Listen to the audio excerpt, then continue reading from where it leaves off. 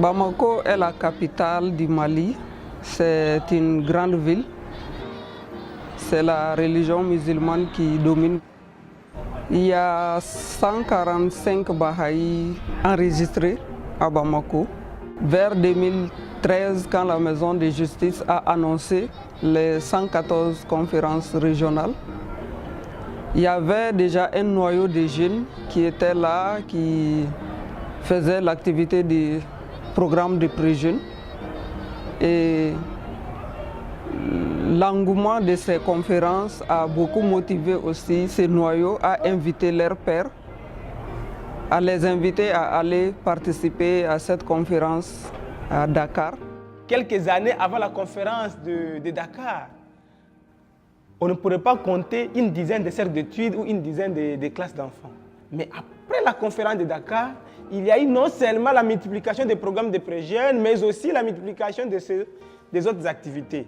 On avait compris que si on se focalise sur le programme de pré-jeunes, on peut non seulement développer ces programmes, mais aussi développer les autres activités.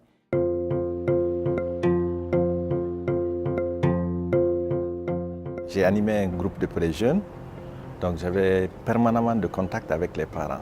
Je vais citer le témoignage d'une maman qui m'a beaucoup touché après notre premier livre et le deuxième livre, Brise de confirmation et Lueur d'espoir.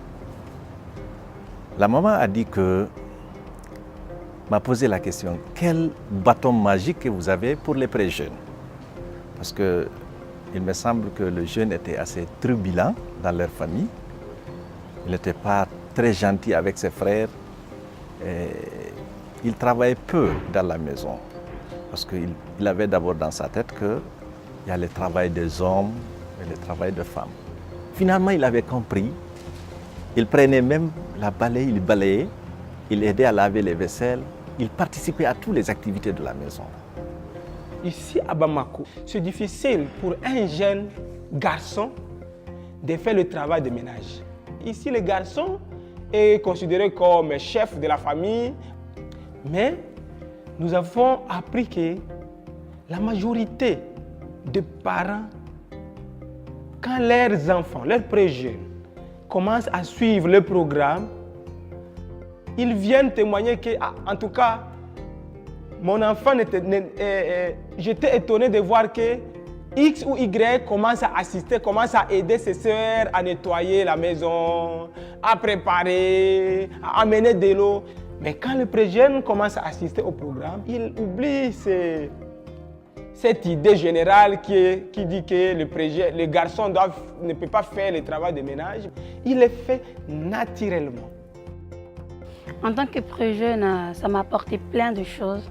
Parce que maintenant, j'arrive plus à m'exprimer, à être détendue, zen et calme. Grâce au groupe, j'ai plus renforcé les liens de solidarité avec mes camarades.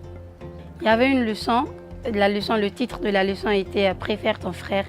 Et il y avait une citation que j'avais vraiment aimée qui était « Vous avez été créés pour donner de l'amour aux autres ».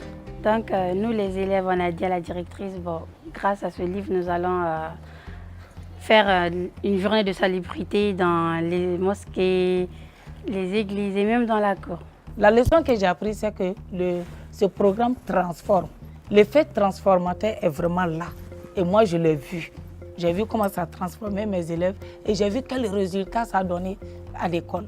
Il y avait plus de camaraderie, l'amitié se raffumait, les amitiés, les gens étaient devenus vraiment comme des frères et sœurs. Dans le groupe de pré-jeunes, en tout cas, moi j'ai appris d'eux et eux aussi ont appris de moi.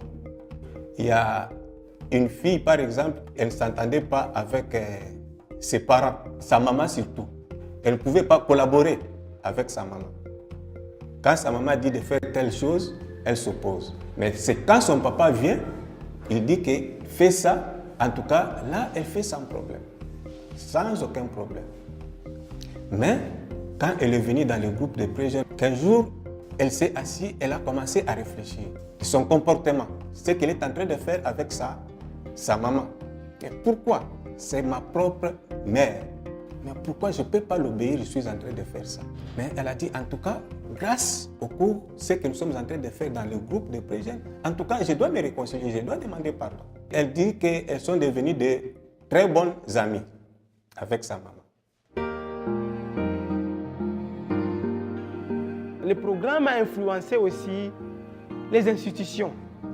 Quand les jeunes ont commencé à s'impliquer, les institutions se sont rendues compte que non, maintenant, on doit se focaliser sur cette tranche d'âge.